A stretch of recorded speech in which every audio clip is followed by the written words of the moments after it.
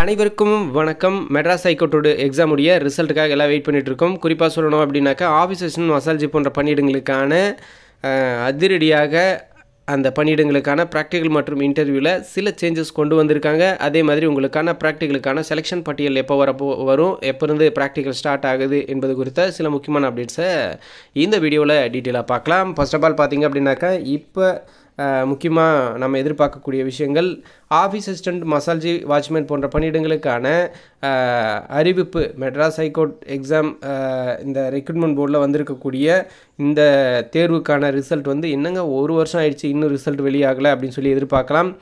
இதில் சில இஷ்யூஸ் இருக்குங்க, சில பிரச்சனைகள் இருக்குது. அந்த காரணத்தினால தான் இது கொஞ்சம் டிலே ஆகிட்டு இருக்குது. அதே மாதிரி புதிய மாற்றங்களுடன் பார்த்திங்க அப்படின்னாக்கா புதிய நோட்டிஃபிகேஷன் வெளியிட்டாங்க. அதையும் பார்த்துருப்பீங்க. குறிப்பாக சொல்லணும் அப்படின்னாக்கா இந்த office assistant, resident house assistant இந்த மாதிரி சொல்லி இப்போ ஒரு நோட்டிஃபிகேஷன் வந்திருக்கு. சோப்தார் இந்த பணியிடங்களுக்கான ஒரு நோட்டிஃபிகேஷன் வந்திருக்கு, பார்த்துருப்பீங்க. அதில் குவாலிஃபிகேஷன் கொடுத்துருக்காங்க. So 8th minimum qualification, maximum எஜுகேஷனுக்கு லிமிட் இல்லாமல் இருந்துச்சு ஆரம்ப காலத்தில், இதுக்கு முன்னாடி இருந்த எக்ஸாம்ஸ்லாம். ஆனால் இப்போ 12th தான், அதுக்கு மேலே படித்தவங்க தேவையில்ல. 12th வரை படித்திருந்தவர்கள் போதுமானவர்கள். ஸோ 8th-லேருந்து 12th வரைக்கும் படித்திருக்கக்கூடிய நபர்கள் மட்டும்தான் விண்ணப்பிக்க முடியும் அப்படின்னு ஒரு கட்டுப்பாடை கொண்டு வந்திருக்காங்க. ஸோ அதை நான் சொல்லியிருந்தேன், ஆஃபீஸ் அசிஸ்டன்ட், மசால்ஜி போன்ற பணியிடங்களில் சில இஷ்யூஸ் இருக்குதுன்னு சொல்லிட்டு அதில் தான் வந்திருக்கக்கூடிய சேஞ்சஸ் அது. ஸோ அந்த அடிப்படையில் தான் அது வந்துச்சு. விண்ணப்பிச்சு முடிச்சாச்சு. இவங்களும் எக்ஸாமுக்காக காத்துட்ருக்காங்க. சரி, ஓகே. இப்போ அந்த ரிசல்ட் வெளியாகிறதுல என்ன சிக்கல்கள் இருக்குது, ரிசல்ட்டில் என்னென்ன மாற்றங்கள் வந்திருக்கு அப்படின்றத பார்க்கலாம். நீங்கள் எல்லாருமே உங்களுடைய ஸ்கோர் பார்த்துருப்பீங்க. அதுக்கப்புறம் சர்டிஃபிகேட் அப்லோட் பண்ண சொல்லியிருப்பாங்க. சர்டிஃபிகேட்ஸும் அப்லோட் பண்ணியிருப்பீங்க. அகைன் இன்னொரு சான்ஸ் கொடுத்தாங்க, அதுலேயும் அப்லோட் பண்ணாங்க. நிறைய பேர் சிலருக்கு அப்லோட் ஓப்பன் ஆகலை அப்படின்னு சொன்னாங்க. No issues. இது டாக்குமெண்ட்டை அவங்க சைடில் வெரிஃபை பண்ணுறதுக்காக தான். ஸோ அங்கே வெரிஃபை ஆகாதவங்க அங்கே சிவியில் டீட்டெயிலாக கொடுக்கலாம். ஸோ நீங்கள் கொடுத்துருந்தாலும் சிவியில் டீட்டெயிலாக பார்ப்பாங்க. கரெக்ஷன்ஸ் இருக்கும் பட்சத்தில் உங்களுக்கு பார்த்தீங்க அப்படின்னாக்கா டைம் கொடுப்பாங்க. ஸோ ஆனால் டைம் அப்போ கொடுக்கக்கூடிய டைம் அப்படின்றது ரொம்ப குறைவான டைமாக தான் இருக்கும். சரி, எனிவே ஓகே. உங்களுக்கான அந்த ரிசல்ட்டில் அதாவது ப்ராக்டிக்கல் மற்றும் இன்டர்வியூக்கு செலக்ட் பண்ணுறாங்க பார்த்தீங்களா, அந்த லிஸ்ட்டில் சில சேஞ்சஸ் கொண்டு வந்திருக்காங்க. இப்போ ஓவராலாக விண்ணப்பித்திருக்கக்கூடிய நபர்கள், டோட்டல் நபர்கள், ஒட்டுமொத்தமாக விண்ணப்பித்திருக்கக்கூடிய நபர்களில் செப்பரேட் பண்ணி எடுக்க போகிறாங்க. குறிப்பாக சொல்லணும் அப்படின்னாக்கா இதில் 8th-லேருந்து பார்த்திங்க அப்படின்னாக்கா 12th டிகிரி வரை இருக்கக்கூடிய நபர்களை தனியாக ஸ்ப்ளிட் பண்ணி அவங்களுக்கு அது தனியாகவும் அது தனி கேட்டகரியிலையும், அதே மாதிரி டிகிரி ஸ்டாண்டர்டில் இருக்கக்கூடிய, அதாவது டிகிரிக்கு மேலே, அதாவது டபுள் டிகிரி ப்ரொஃபஷனல் கோர்ஸ்னு சொல்கிறாங்க பார்த்தீங்களா, கெரியர் கோர்ஸ், அதாவது என்ன சொல்கிறது, இந்த இன்ஜினியரிங் இந்த மாதிரி படித்து முடித்த உடனே அந்த கெரியர் கோர்ஸ் முடிச்சிருக்காங்களா அவங்க, டபுள் டிகிரி முடிச்சிருக்கக்கூடியவர்கள், பிஜி முடிச்சிருக்கக்கூடிய நபர்கள், இவர்களுக்கு தனியாக ப்ராக்டிக்கலில் கொஞ்சம் மாறுதல்களை கொண்டு வந்திருக்காங்களாம். ஸோ இந்த அப்டேட் என்னென்ன அப்படின்றத பார்த்துடலாம். ஃபர்ஸ்ட் ஆஃப் ஆல் பார்த்திங்க அப்படின்னாக்கா வழக்கம் போல் தான் ப்ராக்டிக்கல் அண்ட் இன்டர்வியூஸ் நடக்கும். இதில் குறிப்பாக சொல்லணும் அப்படின்னாக்கா இந்த 6, அதாவது 8th-லேருந்து 12th வரை முடிச்சிருக்கக்கூடியவங்களுக்கு சேம் தான். அதே மாதிரி பார்த்திங்க அப்படின்னாக்கா டிகிரி முடிச்சிருக்கக்கூடியவங்க, இப்போ பிஏ, பிஎஸ்சி இந்த மாதிரி கோர்ஸ் முடிச்சிருக்காங்களே, அவங்களுக்கும் நார்மலாகத்தான் இருக்கும் அப்படின்னு சொல்லி தகவல்கள். அதே மாதிரி ஐடிஐ டிப்ளமோ முடித்தவங்களுக்கும் சேம் தான் இருக்கும். இதில் டபுள் டிகிரி முடித்திருக்கக்கூடியவங்க, பிஜி முடித்திருக்கக்கூடிய நபர்கள், அதிகமாக படித்திருக்கக்கூடிய நபர்கள் பணியில் சேர்ந்த பிறகு என்ன இந்த வேலையெல்லாம் நம்மளை செய்ய சொல்கிறாங்க, வீட்டு வேலையெல்லாம் நம்மளை செய்ய சொல்கிறாங்க. ஆக்சுவல் இந்த பணியினுடைய நேச்சர் இதுதான் இந்த பணியோட வேலை. இதை புரிந்து கொண்டு வேலை செய்யணும்.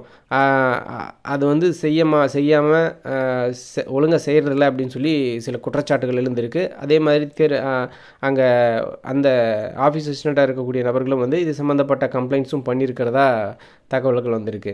ஸோ இதை பேஸ் பண்ணி தான் சில முக்கிய முடிவுகள் எடுத்து இந்த மாதிரி எஜுகேஷன் குவாலிஃபிகேஷனை ஃபிக்ஸ் பண்ணியிருக்கிற விஷயத்துமாகட்டும். அதே மாதிரி இப்போ ப்ராக்டிக்கல் மற்றும் இன்டர்வியூவில் இதனுடைய பிரதிபலிப்பு லைட்டாக இருக்கும் அப்படின்ற மாதிரி. ஏன்னா அவங்களுக்கு அதாவது டபுள் டிகிரி முடித்தவங்களுக்கும், இன்ஜினியரிங் போன்ற படிப்புகளை முடிச்சிருக்கவங்களுக்கும், பிஜி முடிச்சிருக்கக்கூடிய நபர்களுக்கும் அவங்களுக்கெல்லாம் பார்த்திங்க அப்படின்னாக்கா இந்த ப்ராக்டிக்கல் மற்றும் இன்டர்வியூஸில் கொஷின் லெவல் ஸ்டாண்டர்டான, இப்போ நார்மலாக இருக்கக்கூடிய கொஷின் லெவலோட கொஞ்சம் அதிகமாகவே இருக்கும் அவங்களுடைய.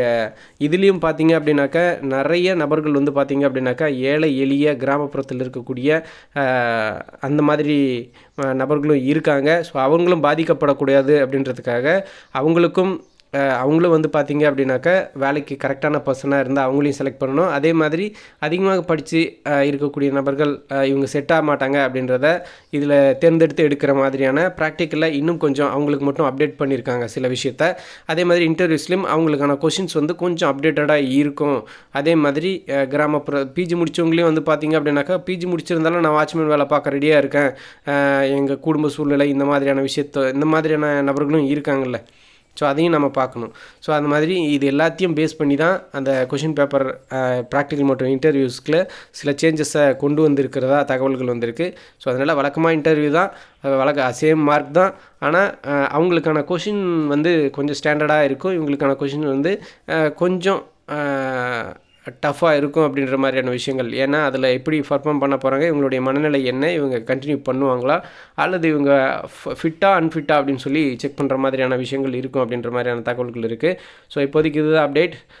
ஸோ இந்த செலெக்ஷன் பட்டியல் எதிர்பார்க்கலாம், இந்த வீக்கெண்டுக்குள்ளே எதிர்பார்க்கலாம் அப்படின்ற ஒரு மகிழ்ச்சியான தகவல் இருக்குது.